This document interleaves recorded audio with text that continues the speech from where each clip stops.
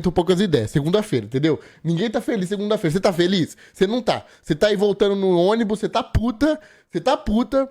Seu dia foi um caos, entendeu? Teve que resolver um monte de BO que não era seu no trabalho, que eu sei que você resolveu. E você é foda por isso. Você é minha guerreirinha, porra. Você é minha guerreirinha. Um dia você vai ser valorizada, porque eu sei que estão montando nas suas costas, entendeu? Eu sei que você tá engolindo muita porra calada. Estão socando no seu cu e você tá aguentando sem gritar. Então, assim, minha guerreirinha, eu tô com você, tá? Eu tô com você. Um dia você vai ser vangloriada por isso, eu tenho certeza.